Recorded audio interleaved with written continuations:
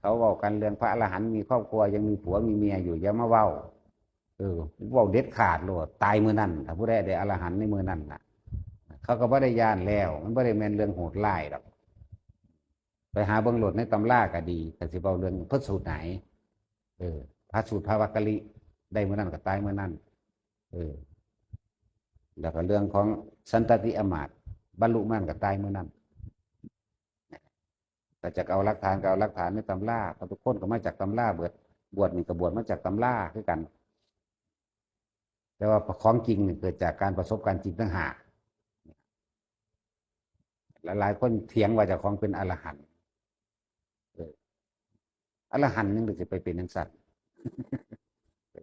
แต่เขาก็บ่เคยเป็นแบบว่าเขาก็เถียงแมงคือกันแต่ว่า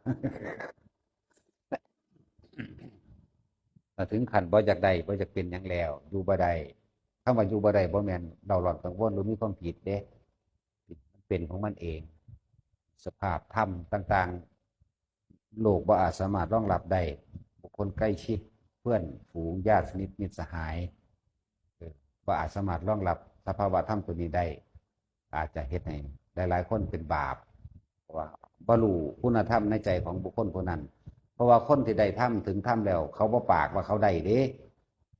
แม้ตั้งแต่โสดาบันขึ้นไปเขาก็บ่มีเขาก็บ่เว้าได้ว่าเขาได้โสดาบัน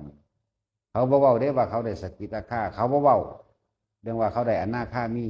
เขามีแต่ความว่าบ่อยากได้อยากเป็นหยังอีกแล้วนี่ในตัวของเขาเองเขารู้อยู่แค่นี้ดอกไม่มีผู้ใดไปยืนยันว่าไผบรรลุหยังมีแต่ผู้อื่นเว้าคือจังการทำนายไทยแพกจังสิพระพุทธเจ้าเว้าหญิงเหล่านั้น86คนในหมู่บ้านนั้นแห่งนารันทานั้นบรรลุโสดาบันแล้วพวกผู้ชายทั้งหมด17คนได้อนาคามีแล้วนี่มิตรพุทธเจ้าได้เว้าโตเขาเองบ่ได้เว้าเองคือกันแหละครับซุมื้อนี่บุคคลผู้นั้นผู้บรรลุแล้วน่ะเพิ่นก็บ่ได้เว้าเอาเองได้ว่าเพิ่นบรรลุหยังเพิ่นบ่ได้เว้าเด้ผู้อื่นเว้าคือเฮาได้ยินว่าพระองค์นั้นเป็นพระอรหันต์พระองค์นั้นเป็นพระอรหันต์โตผู้เพิ่นเองผู้เพิ่นเป็นแท้ๆนั่นน่ะจักเพิ่นเป็นบ่เป็นแต่ผู้อื่นเว้า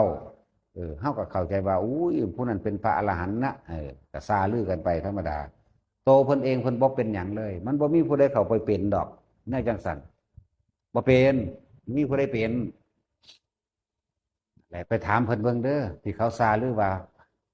พระองค์นั้นเป็นพระอรหันต์ไปถามหลวงปู่เยื่อนก็ได้เขาซาลือว่าเพิ่นเป็นพระอรหันต์อยู่ไปถามเพิ่นเบิ่งดูว่าเพิ่นเป็นพระอรหันต์อยู่บ่รับรองกูบ่เป็นหยังเด้ตัวละกูบ่รู้หรอกแล้วไปจังซั่นเลยเด้แล้วมีแต่คนธรรมดาเนี่ยแหละว่าผู้นั้นเป็นนั่นผู้นี้เป็นนี่แล้วก็ผู้ถึงธรรมแท้ๆเลยนั่นน่ะ